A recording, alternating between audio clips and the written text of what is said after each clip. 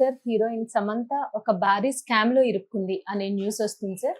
దానివల్ల ఆమె చేస్తున్న వెబ్ సిరీస్ కూడా ఆగిపోయింది అని చెప్తున్నారు. అసలు సమంత చేసిన తప్పేంటి? ఆ భారీ స్కామ్ ఏంటి సార్? ఆమె ఎలా ఇరుక్కుంది? యాక్చువల్‌గా ఇది అంటే వార్తలు అలా వస్తున్నాయి గానీ, సమంత స్కామ్‌లో ఇరుక్కోలేదు. బట్ హ్మ్. సమంత స్కామ్ వల్ల అఫెక్ట్ అయింది సమంత కెరియర్. అంటే ఓకే. దీని బ్యాక్‌గ్రౌండ్ చెప్పుకోవాలంటే సమంత లాస్ట్ సినిమా 'ఖుషి' హ్మ్. మన విజయ్ దేవరకొండతో.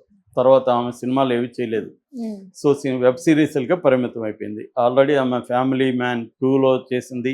ఒక ఎల్‌టి‌టి‌ఈ రెబెల్‌గా చేసింది.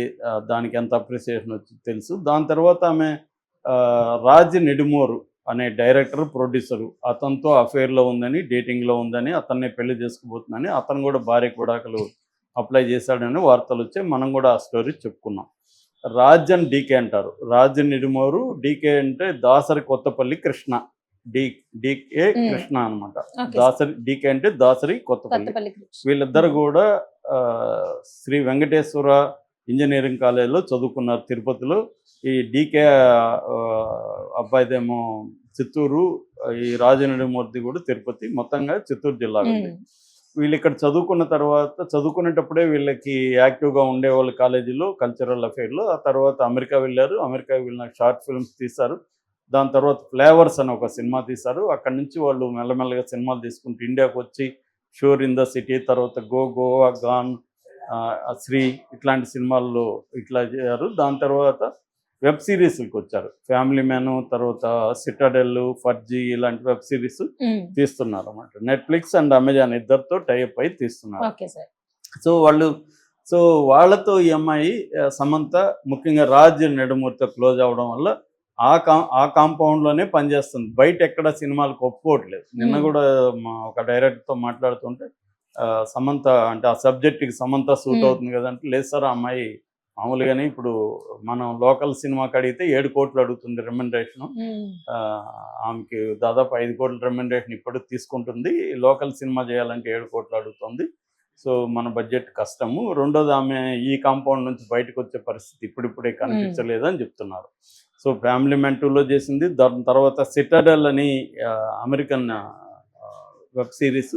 దాన్ని ఇండియాలో రీమేక్ చేశారు. 'సిటాడెల్ హనీ బన్నీ' అని. దాంట్లో కూడా ఈమె చేసింది. అది ఆల్రెడీ మన అమెజాన్‌లో హ్మ్. ఓటీటీలో వచ్చింది.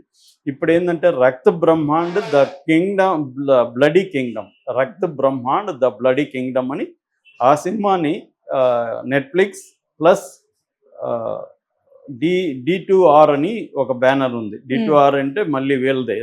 డి అంటే ఇతను హ్మ్. దాసరి. దాసరి హ్మ్. కొత్తపల్లి హ్మ్. కృష్ణ, ఆర్ అంటే రాజ్ వీళ్ళదనమాట. Okay sir. డి2ఆర్ అని పెట్టారు.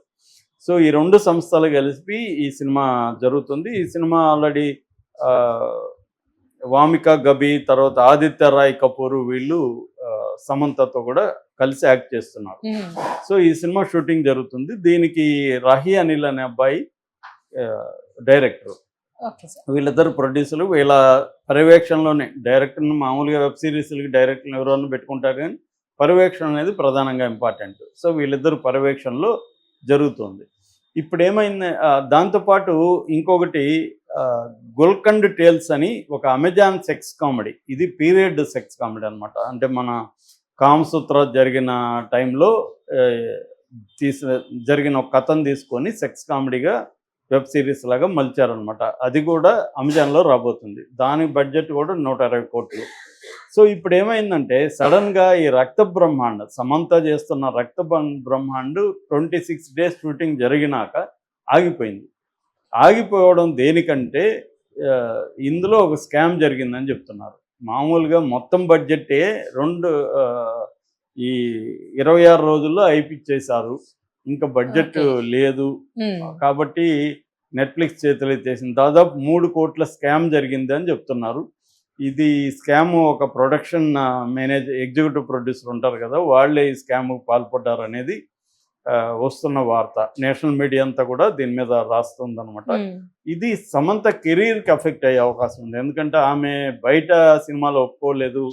వీళ్ళతోనే చేస్తుంది. ఇదేమో ఇప్పుడు ఆగిపోయింది. ఈ దెబ్బకి అమెజాన్ కూడా ఈ 'గోల్కొండ టేల్స్‌ని' ఆపేసింది అని చెప్తున్నారు. యాక్చువల్గా ఈ ఇయర్లో రక్త బ్రహ్మాండ రావాలి, రిలీజ్ అవ్వాలి, కానీ నెట్ఫ్లిక్స్ ఈ ఇయర్లో చేసే పరిస్థితి లేదు. ఎందుకంటే ఈ స్కామ్ ఇంత పెద్ద స్థాయిలో 3 కోట్లు అంటే పెద్ద స్కామే కదా. సో 3 కోట్ల స్కామ్ జరిగిపోయింది కాబట్టి దీన్ని ఇప్పుడు ముందు దాన్ని విచారణ జరిపి దాన్ని దోషులు ఎవరు తేల్చి చేయాలి. డైరెక్టర్ కూడా దీంట్లో కుమ్మక్కాయడా, లేకపోతే డైరెక్టర్ తెలియకుండా జరిగిందా, ఇవన్నీ చేయాలి. మామూలుగా జనరల్గా ఏం జరుగుతుంటుందంటే ప్రొడక్షన్ మేనేజర్లు, ఎగ్జిక్యూటివ్ ప్రొడ్యూసర్లు కొన్ని సినిమాలకు ఉంటారు, వీళ్ళు డబ్బులు మెసేజ్ అన్ని చోట్ల చేస్తుంటారు. సో నేను ప్రత్యక్షంగా చాలాసార్లు చూశాను. ఆ మధ్య కూడా ఒక జబర్దస్త్లో చేసిన ఒక అతని హీరోగా ఒక సినిమా చేశారు. ప్రొడ్యూసర్ కొత్తవాడు, అతని పైగా అమ్మాయిలు పిచ్చింది. ఈ విషయం అర్థమైన ప్రొడక్షన్ మేనేజర్ ఏం చేశారంటే ఆ హీరోయిన్తో నీకు డేటింగ్ ఏర్పాటు చేస్తాను బెంగళూరులో ముందే హోటల్లో ఏర్పాటు చేశాడు. దాంతో అతని కంట్రోల్లోకి ఈ ప్రొడ్యూసర్ వచ్చేసాడు. దాంతో నాకు తెలిసి దాదాపు అదొక మామూలుగా అయితే 1.5-2 కోట్ల సినిమా అనుకుంటే 8 కోట్లు బడ్జెట్ అయింది. సో ఇతను ఒక ఇల్లు కొన్నాడు, డైరెక్టర్ ఒక ఇల్లు కొన్నాడు. ఇద్దరు డైరెక్టరు మేనేజర్ కుమ్మక్క అయిపోయి చెరొక ఇల్లు కొనుక్కున్నారు. అంటే అతని డబ్బులు అంతా మెసేజ్ చేసి. సో ఇలాగ అంటే ప్రొడ్యూసర్కి అన్నీ తెలిసి ఉంటే కూడా తినగలరు అనమాట వీళ్ళు మేనేజర్లు. అంటే ఫర్ ఎగ్జాంపుల్ ఒక చిన్న ఎగ్జాంపుల్ చెప్తాను. ఇప్పుడు ఒక రోడ్ల మీద షూటింగ్ జరుగుతుంది. వీళ్ళు ఏం చేస్తారు, మేనేజరు అక్కడ ఉన్న లోకల్ పోలీసులకి, ఎస్ఐకో సిఐకో ఫోన్ చేస్తారు. ఏం సార్ బాగున్నారా, అది ఇది మన షూటింగ్ ఇక్కడే సార్, ఒకసారి రావచ్చు కదా అంటారు. ఆల్రెడీ వీళ్ళు అన్ని పర్మిషన్లు తీసుకొని ఉంటారు. ఆ రోడ్లో చేయడానికి వీళ్ళు అందరి పర్మిషన్లు తీసుకొని అక్కడ చేస్తుంటారు. అయినా వీళ్ళు ఫోన్ చేస్తారు. వాళ్ళు వచ్చి ఏం చేస్తారు, వీడి ముందే చెప్పుంటాడు, వాళ్ళకి వచ్చినాక చెప్తారు. సో ఇదంతా వీళ్ళ మధ్య ఒప్పందం అనమాట. సో వాళ్ళు వచ్చి ఇక్కడ పర్మిషన్ లేదు అని కెమెరా లాక్కొని పోలీస్ స్టేషన్ కెమెరా తీసుకెళ్ళిపోతారు. ఇప్పుడు ఆ రోజు షూట్ చేయకపోతే మళ్ళీ ఆర్టిస్టుల డేట్లు దొరికి అందరూ రావాలని మళ్ళీ ఆ రోజు ఒక 100 మంది అంతమంది క్రూ అంతా ఉంటారు.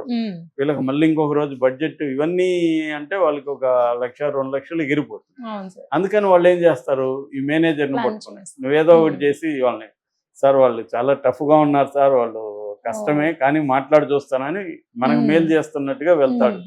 వెళ్ళి వాళ్ళు 50,000 అడుగుతున్నారు సార్, నేను ఒక 30 అట్లా సెటిల్ చేస్తున్నాను. ఇప్పుడు మనం ఎట్లా ఉంటాం టెన్షన్లో, అసలు ఏదో ఒకటి చేసి ముందు షూటింగ్ కానిద్దామన్న మూడ్లో ఉంది. సో వీడికి 30 ఇస్తాం.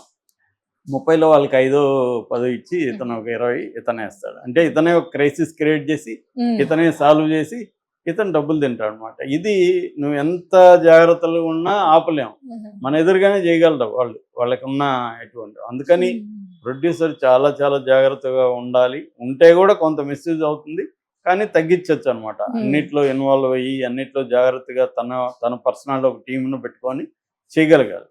సో ఈ మేనేజర్లు వాళ్ళు ఎందుకు అలా చేస్తారంటే, రెగ్యులర్ సినిమాలు ఉండవు, ఎప్పుడో 2 ఏళ్ళకో సంవత్సరానికి ఒక సినిమా వస్తుంది, దాంట్లో మ్యాక్సిమం నొక్కేయాలి. ఇది ఎవరి బాధ వాళ్ళదన్నమాట. సో ఇలాగా దీంట్లో